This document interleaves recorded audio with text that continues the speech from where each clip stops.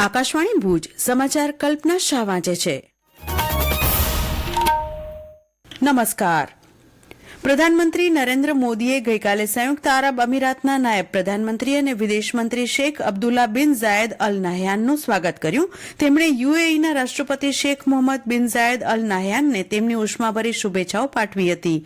તેમણે September 2024માં અબુધાબીના prince Sheikh Khaled બિન મોહમ્મદ બિન ઝાયદ અલ નહયાનની ભારતની મુલાકાત સહિતની વારંવારની ઉચ્ચસ્તરીય મુલાકાતો અને આદાન પ્રદાન પર સંતોષ વ્યક્ત કર્યો હતો, જે દ્વિપક્ષીય સંબંધોમાં પેઢીઓનું સાતત્ય દર્શાવે છે. બંને નેતાઓએ ટેકનોલોજી, ઉર્જા અને લોકો વચ્ચેના સંબંધો સહિત વ્યાપક વ્યૂહાત્મક ભાગીદારીને મજબૂત કરવા પર ભાર મૂક્યો હતો. શેખ અબ્દુલ્લા બિન ઝાયદ અલ નહયાને પશ્ચિમ એશિયામાં પ્રવર્તમાન પરિસ્થિતિ અંગે ચિતાર રજૂ કર્યું હતું. પ્રધાનમંત્રીએ યુએઈમાં વિશાળ અને ગતિશીલ ભારતીય સમુદાયનું કલ્યાણ સુનિશ્ચિત કરવા માટે યુએઈના નેતૃત્વનો આભાર માન્યો હતો. પ્રધાનમંત્રી નરેન્દ્ર મોદી આજે સંગમ નગરી પ્રયાગરાજની મુલાકાત લેશે અને 13મી જાન્યુઆરીથી શરૂ થનાર મહાકુંભ 2025નું ઔપચારિક ઉદઘાટન કરશે. આ પ્રસંગે લગભગ 7,000 કરોડ રૂપિયાના મહાકુંભ પરિયોજનાઓનું પ્રધાનમંત્રી ઉદઘાટન કરશે. મહાકુંભ 2025 માટે વિવિધ વિકાસ પરિયોજનાઓનું આજે ઉદઘાટન થશે, જેમાં પ્રયાગરાજમાં આંતરમાળખાકીય સુવિધાઓને વેગ આપવા, સારી કનેક્ટિવિટી પૂરી પાડવા માટે 10 નવા રોડ, ઓવરબ્રિજ અને ફ્લાયઓવર, કાયમી ઘાટ અને રિવરફ્રન્ટ રોડ જેવા વિવિધ રેલ અને રોડ પ્રોજેક્ટ્સનો સમાવેશ થાય છે. પ્રધાનમંત્રી મુખ્ય મંદિર કોરિડોર અને શ્રીવંગપુર ધામ કોરિડોર, અક્ષયવત કોરિડોર, હનુમાન મંદિર કોરિડોરનું ઉદઘાટન કરશે. તેઓ આશરે 3 કલાક સુધી ત્રિવેણી સંગમ, અક્ષયવત અને હનુમાન મંદિરમાં પ્રાર્થના કરશે અને ગંગા પૂજન અને આરતી પણ કરશે. આ ઉપરાંત કુંભ મેળામાં વિસ્તારમાં રેલીને સંબોધિત કરશે. ભારતીય ગ્રાન્ડ માસ્ટર ડોમા રાજુ ગુકેશ વિશ્વનો સૌથી યુવા ચેસ ચેમ્પિયન બન્યો છે. સિંગાપોરમાં વર્લ્ડ ચેસ ચેમ્પિયનશિપની ફાઇનલ મેચમાં ચીનના ડિંગ લીરેનને હરાવીને 18મી વર્લ્ડ ચેસ ચેમ્પિયનશિપ જીતીને ગુકેશે ઇતિહાસ રચ્યો હતો. અંતિમ રમતના 5મા કલાકમાં ડિંગે 55મી ચાલમાં એક ભૂલ કરી હતી, જેના કારણે તેને મેચ અને તાજ ગુમાવવો પડ્યો હતો. પ્રધાનમંત્રી નરેન્દ્ર મોદીએ ગુકેશ ડીને સૌથી યુવા વિશ્વ ચેસ ચેમ્પિયન બનવા બદલ અભિનંદન પાઠવ્યા છે. તેમણે તેમના પરાક્રમને ઐતિહાસિક અને અનુકરણીય ગણાવ્યું હતું.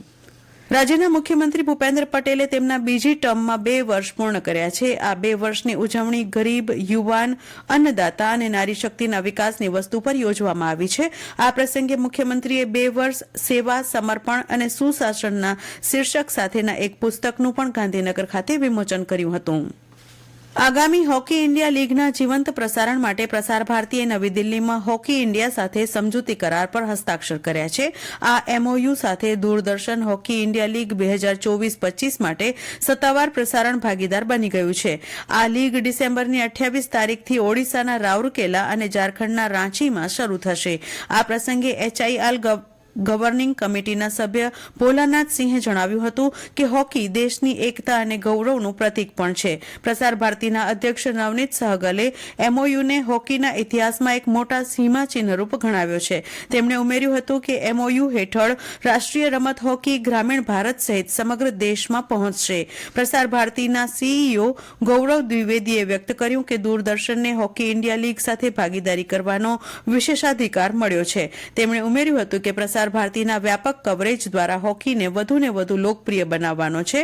આ લીગમાં 8 પુરુષ ટીમ અને 4 મહિલા ટીમો ભાગ લેશે. સમજૂતીના કરાર પ્રસંગે આકાશવાણી સમાચારના મહાનિર્દેશક ડોક્ટર પ્રજ્ઞા પાલીવાલ ગૌર, દૂરદર્શનના મહાનિર્દેશક કંચન પ્રસાદ, દૂરદર્શન સમાચારના મહાનિર્દેશક પ્રિયા કુમાર અને પ્રસાર ભારતી અને હોકી ઇન્ડિયાના અન્ય વરિષ્ઠ અધિકારીઓ ઉપસ્થિત રહ્યા હતા.